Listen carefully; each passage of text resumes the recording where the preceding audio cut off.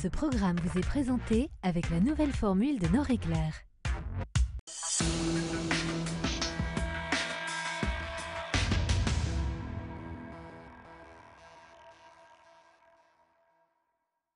Nous parlons souvent dans Eco & Co de la crise économique et comment le chef d'entreprise essaie de la surmonter. Il la surmonte par l'innovation, c'est un sujet que nous abordons régulièrement ici.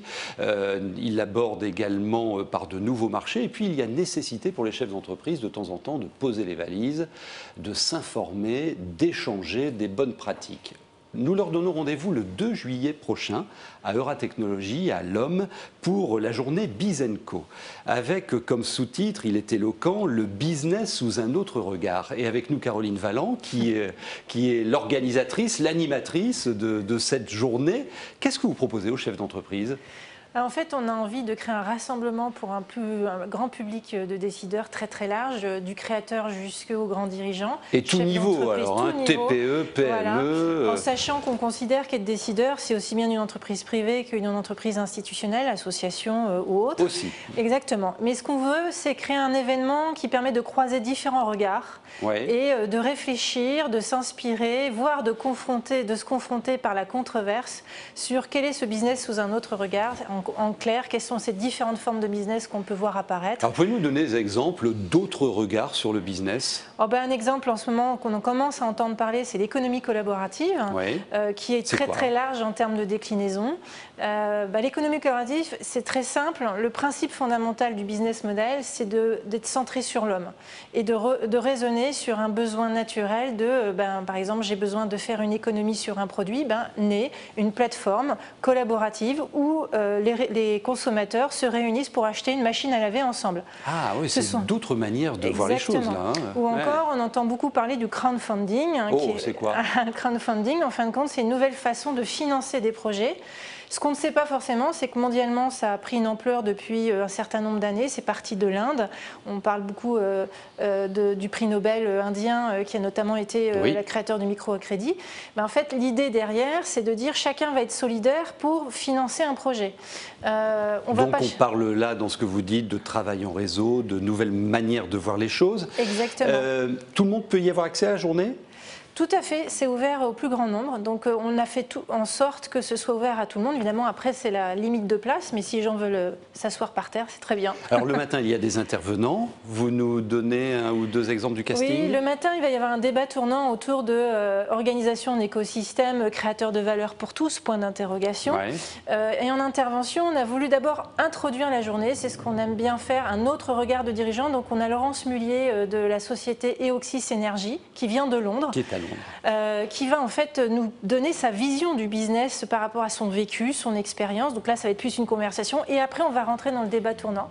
Et là, on va avoir différents intervenants qui vont nous permettre de partager des exemples d'entreprises traditionnelles qui innovent par l'écosystème, jusque de nouvelles formes de business. Par exemple, on aura le fondateur de la plateforme Spotwork, qui est une plateforme collaborative qui rassemble des talents créatifs. Donc une journée pour échanger, confronter des idées, ouvrir le regard aussi avec la richesse du partage entre chefs d'entreprise.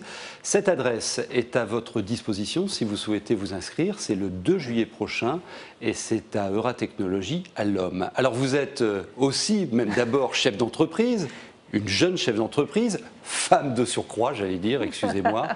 Comment ça se passe aujourd'hui pour les jeunes entrepreneurs ? Femmes en plus. Je vous pose la question parce que dans quelques jours, le MEDEF va désigner son nouveau patron. Est-ce que vous en attendez quelque chose et est-ce que c'est facile de grandir quand on est jeune et femme dans ce monde impitoyable de l'économie ? Alors, déjà, entreprendre, c'est un choix de vie. Donc, clairement, on casse tous ces carcans dans lesquels on s'est construit. Je crois qu'il faut d'abord une conviction et après, effectivement, quel est l'environnement qui va nous aider à…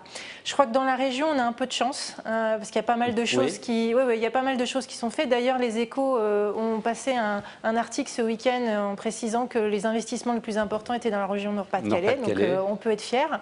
Mais c'est vrai que c'est un peu un parcours du combattant parfois. Très clairement, en fonction fonction de l'activité qu'on va faire, il va y avoir aussi une différence entre... il y a des projets qui sont plus sexy et d'autres moins. Le fait d'être une femme, personnellement, j'en ressens pas forcément une difficulté. Maintenant, comme je côtoie beaucoup de femmes qui sont dans la même situation que moi, je pense que le message que je dois passer, c'est plutôt aussi le fait de dire aux gens qui entourent les femmes, et les femmes elles-mêmes doivent avoir confiance en ce qu'elles sont capables de faire. Ça fait du bien de vous entendre parce que l'économie régionale ne va pas très bien, moins 13 500 emplois l'année dernière, et les indicateurs du premier trimestre sont aussi assez compliqués. Il est où l'espoir ?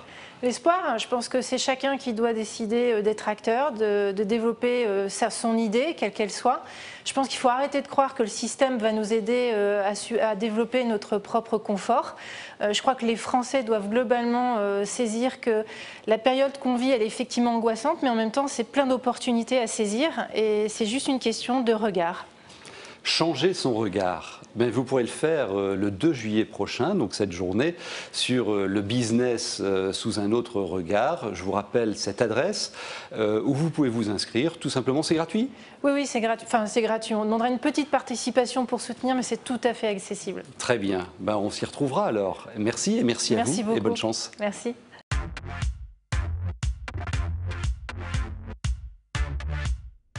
Ce programme vous a été présenté avec la nouvelle formule de Nord Éclair.